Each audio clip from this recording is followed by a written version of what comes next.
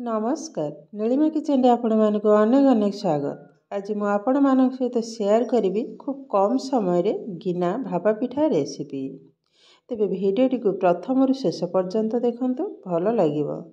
तेबे चलंतु ना आरंभ करिबा आज रही भापा पिठा रेसिपी। भापा पिठा तैयारी करिवा पई मु एठी देखंतु गोटे बाउल नै जे ता देरे गोटे कप दही ताकू ढाली नबा। दहीटा को मुझे हल्का गोले नहीं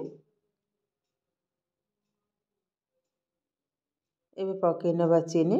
चीनीटा आपण पसंद अनुसार मीठा कम बेसी मत पकई पारे। हल्का टिके गोले ने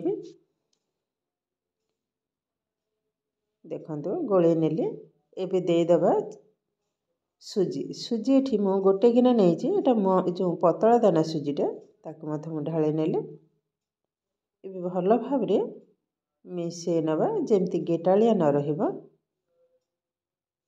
देखंतु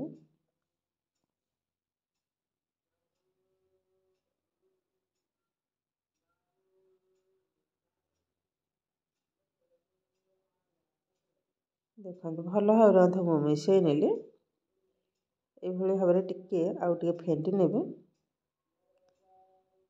एबे पके नबा स्वाद अनुसार लूण आउ टिके गोले नबा। एबे किंतु रेडी हो गलानी। एबे किंतु रेस्ट रखी नबा पाखापाखी 5 मिनिट।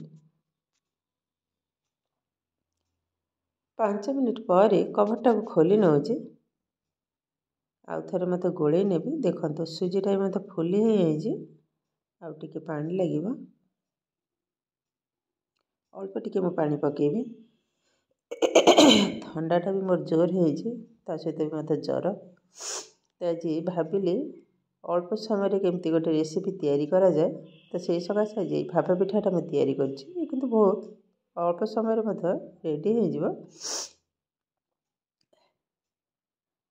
देखंतु मिश्रणटा ठीक ये भाव में हम ए पकई नबा गोटे पिंच बेकिंग सोडा जोटा कि खाइबा सोडा बा मीठा सोडा एबे मिसई नबा।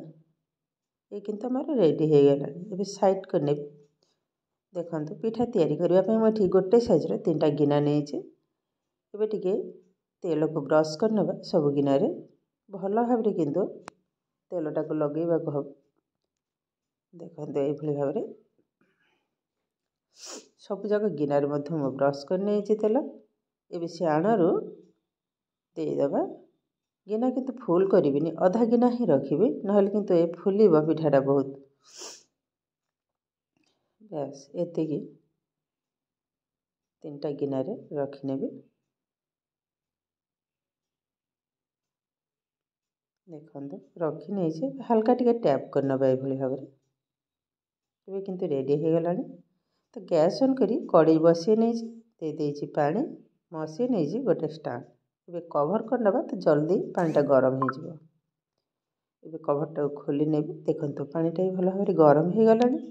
तबे गिना जाक बसे नेबी। पिठाटा किंतु बेसी टाइम लागिबनी पाखापाखी 5 ରୁ 7 मिनिट भीतर किंतु पिठाटा जल्दी किंतु हो जिवो। टिके केयरफुल टिके बसेबा को हम। बस 3टा गिना को बसे नेली। एबे कवर कर नेबी हाई फ्लेम रे पाखापाखी 5 ରୁ 7 मिनिट।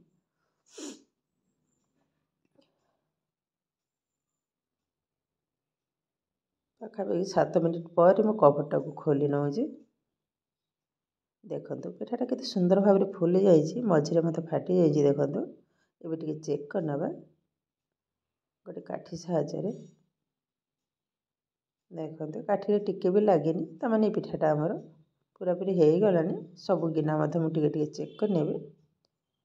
एबे किंतु ओल्हे आबे पिठाटा किंतु हमर रेडी हो गलानी। देखंतु गिना जाक मत ओल्हे आनी छी। एबे ठंडा हैला पर किंतु गिनाटा को बाहर करबी नहले किंतु गिना पिठाटा किंतु भांगी हो जिवो। कितु सुंदर भाव रे देखंतु बहुत किंतु सॉफ्ट हो जे देखिबा को तो बहुत सुंदर लागु जे। ठंडा हैला पर किंतु बाहर करबी। एबे देखंतु साइड टू किंतु छाड़ी हो गलानी। एबे ठंडा हो गलानी। एबे देखंतु आराम से किंतु बाहर जाउ जे ना भी छुरी लागी जे ना किछि न सेमति रे बाहरी गलानी। तो तळे साइडटा भी देखंतु बहुत किंतु जालीदार हो जे पिठाटा एकदम सॉफ्ट भी मध्य आ देखिबा को भी केते सुंदर देखा जे। देखंतु गोटे प्लेट मध्य मैं उठे आनी सबू पिठा किंतु बहुत किंतु सुंदर है तो ये किंतु प्रस्तुत होगा आज गिना भाबा पिठा रेसिपी।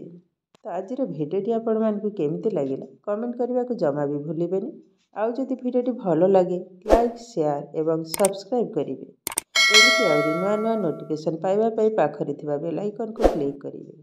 ताहले आज रोचे पुणी देखा हबो आउ एक नुआ भिडियो भलरे रुहंतु सुस्थ रे रुहंतु।